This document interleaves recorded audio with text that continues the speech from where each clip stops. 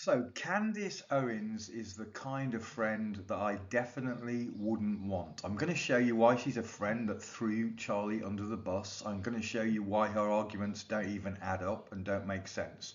So let's start with the quote, the conversation which is being used to say that Charlie had turned and was about to go against Israel. This is the conversation. So before we even get into the conversation, I want to point out something very, very obvious. First of all, this is a edited conversation. There's pieces missing from the conversation.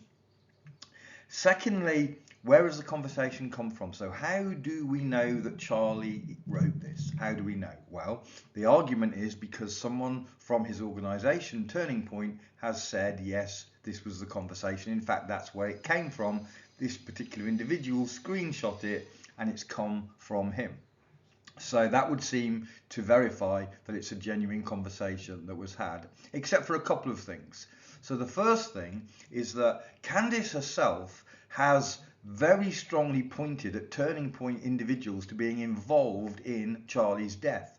Now, whether that's true or not, nobody obviously at this point knows, but if it's even a possibility, we immediately have to dismiss them as being a reliable source of evidence. So if they're saying this was a real conversation and they're actually guilty of being involved, then we immediately have to dismiss that evidence, right? So straight off, we've already got a major problem in accepting this as evidence, as accurate evidence, because the person or people that are saying it's correct potentially have been involved in his death, according to Candace herself. So we can't use this at all, especially since it doesn't line up with his whole life. Suddenly this turnaround, coincidentally, when he can't defend himself. So that's the first major problem I've heard nobody say. So the second problem is very, very obvious and clear to me, is that I've had conversations with people in the past via text and then discovered that the person I was talking to wasn't the person I thought it was because their brother, their sister, their aunt or uncle got hold of their phone and was playing them, right? So I think everyone has had that experience, maybe played a trick on somebody or whatever. So we don't even know, even if Turning Point people really believed it was Charlie, that doesn't mean it was Charlie, it's text. Bearing in mind that there's some very powerful people that wanted him dead, some very powerful people that would want to murky the waters about who it was. So it would not at all be surprising if somebody didn't do that wasn't Charlie. So we don't know whether that was Charlie for sure. We definitely can't say it was 100% certainly Charlie. We don't know. It's a text conversation.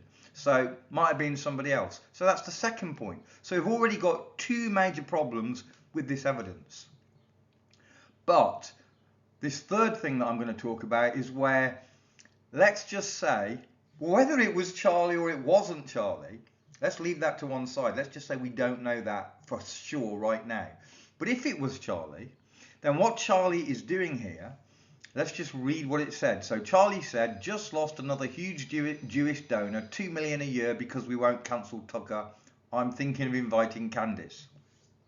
Okay, so a Jewish donor that was aligned with Charlie and decided to give him money to help him build his platform finds himself not aligned anymore because Charlie wants to invite an anti-Semite, Tucker, onto his show. That's reasonable, and he's pulled the money. That's reasonable, it's his money. He doesn't agree with Charlie having a anti-Semite on his platform that he's paying 2 million a year for, so he's pulled the money. Seems very reasonable to me. The donor, after all, is only giving money because of their alignment, and they're now not finding the alignment. So he pulled the money. All right. So then we don't know who says because that's removed. So it's somebody. So then this is the really key part. Charlie apparently, maybe if it's him, says Jewish donors play into all the stereotypes. I cannot and will not be bullied like this. Stop there for a minute. So is it bullying? Really, if you're giving your money free to somebody because they're in alignment with you and then they change the goalpost and you decide to not, is that really bullying? Would Charlie Kirk, a very intelligent man, consider that bullying? Because I just don't see that as bullying. at all. If somebody is giving me a load of money for whatever reason, they can stop doing that at any point for any or no reason. Seems to me a very reasonable reason in this case. But if they just decided, you know what, I've given you $8 million over the last 4 years, and I'm going to change that's fair enough. But it's totally reasonable when they're putting an anti-Semite on to their platform. Now, I believe that Charlie was overly kind to Tucker because of a long history, but Tucker had changed positions. Candace also, he cut off from Candace. He hadn't got to that point with Tucker, but Tucker, within a month of Charlie dying, had already stated an unbelievable truth of his feelings when he said, bearing in mind Charlie was one of the most visible Christian Zionists on the planet, and Tucker said that he hates, of all people, the worst people are Christian Zionists. So that was where Tucker was at. I think Charlie maybe missed that. Maybe the Jewish donor saw through Tucker a little bit more than Charlie because of Charlie's relationship, and he likes to build bridges and keep people, through the bridges. It's one of his strengths, but also one of his weaknesses. So Tucker threw Charlie under the bus with that comment in an unbelievable way within a month of his death. And then to add to that, Tucker brings Nick Fuentes, who's an absolute strongest anti-Zionist you'll ever come across, and a Nazi, a lover of Hitler, and so on, and he platforms him and doesn't even give him a single difficult question. So that has me thinking that I would 100% agree with whatever donor didn't want to platform this man on the platform that Charlie had, that was being paid for in part by his 2 million. So anyway, I personally don't think that Charlie would see a donor pulling money out in a situation like that as bullying. Maybe he would, can't be sure, just doesn't seem like Charlie to me. But here's the key part now, watch this. He says that this pulling of the 2 million leaves him no choice but to leave the pro-Israel cause. Bomb! That's the big thing.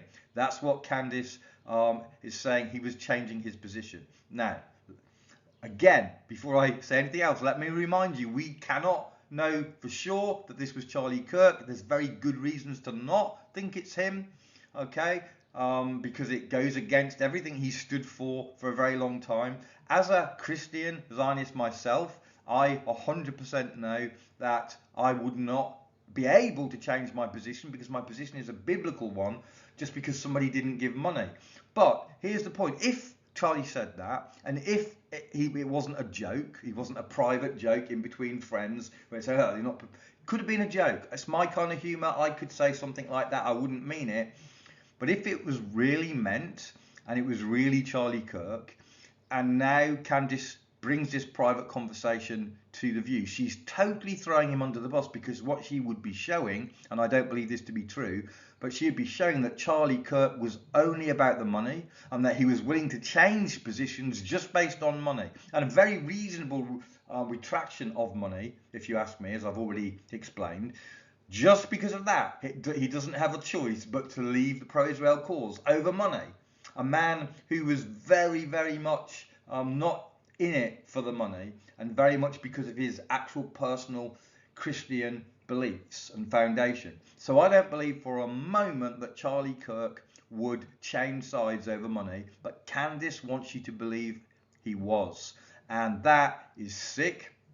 And that is absolutely throwing him under the bus. And even if he did say it, and even if he did mean it in that moment, sometimes we get emotional and say things we don't mean in a moment, right? We've all done that in relationships where we've said, things that we don't really mean, but we're very frustrated. So even with all of that, it is Charlie, he did say it, everything's correct. I would say, well, that would have been a moment of frustration where he said something he doesn't really mean. And I'm going to give a little bit of evidence in just a second, because I'm going to show you the next part of the conversation. And by the way, why have they removed little pieces, and why such a short piece of the conversation? All of that is also suspicious to me. So after he says that, somebody, and their name is removed, says, please don't invite Candace. That might feel good short term, but it's not good long term in my opinion. Like all the groups, we're going to get a wide variety of opinions. That nasty free will thing that God bestowed on us makes life frustrating at times. Again, removed. But here's the point within that. Charlie, apparently, if we're to believe this conversation, has just dropped a massive bomb. I'm about to switch sides. This person sees him say that, doesn't even comment on it, doesn't say a word. He's more interested in what his comment about bringing potentially Candace on. That makes no sense. Bringing Candace on is the least of your problems if he's about to actually become anti-Semitic. He's actually going to go against Israel because of a Jewish donor withdrawing some funds because he doesn't any longer feel aligned. Look at that. Think about that. Why is that person, his friend, some friend that we don't know who it is, why does he not comment on this massive bombshell that he feels no choice but to leave the pro-Israel cause because of money? I mean, that is a massive, massive, massive deal. How does he not respond to that, but instead comments on the Candace thing? Might not be good. Might feel good short term. There's no way the person would ignore his leaving the pro-Israel cause if he'd said that, or if he believed it wasn't just a frustration or a joke or something like that. So this conversation proves absolutely nothing. In fact, if anything, it causes more questions than it gives answers. And whatever way you want to look at it, Candace completely and utterly throws Charlie under the bus because she's claiming it's a real conversation, it's correct, and Charlie, because of money, was about to switch sides. Absolutely disgusting that she would do that to a friend. I don't believe it's true, but which makes it even worse. But even if it was true, and in a moment of frustration he said that or whatever, and it was in a private conversation that he believed to be private, to bring that out absolutely throws him under the bus. But I have a higher respect for Charlie. I don't believe that he was money motivated. He was doctrinally, biblically motivated primarily, but also he saw it as just and right. Of course, he didn't agree with everything Israel said, and all the way through the years, he's challenged things that Israel have done as a government, especially. He doesn't, just because he supports Israel doesn't mean he agrees with everything. That's another thing that people have tried to use to say he was leaving Israel. I'm a very strong Zionist. I totally disagree with some of the things that Israel does. I'll tell you something that every single Christian Zionist completely, fundamentally disagrees with Israel as a whole on. We all, 100% of us, disagree with Israel's rejection of the Messiah, Jesus, Yeshua. We all disagree with that. Massive deal between the massive difference between us and Israel. It's absolutely terrible. They are rejecting and fighting God from a Christian Zionist point of view. It doesn't mean we're not going to support Israel. So just finding a Christian Zionist disagreeing with something that either as a country, of course it's not even as a country, it's the government making decisions, and most people in the truther movement don't agree with their own government on issues. It doesn't mean they're not patriots and support their country. It doesn't mean that Charlie was not supporting Israel, even if he disagreed with whatever things that Israel did. And as I say, for starters, Israel rejects Yeshua. So he's going to disagree with that right off the bat. And he's going to disagree with lots of other things, just as Israeli Jews disagree with lots of things that the government does, and we disagree with lots of things that our governments do. It doesn't mean anything. So there you go. Candace is the kind of friend I wouldn't wish on my worst enemies. She's thrown Charlie under the bus. Whether or not the conversation is genuine or not doesn't matter. She's portraying it as genuine and making Charlie out to be a very unethical and switching sides based on money. I don't believe Charlie's that kind of man. You shouldn't believe it either.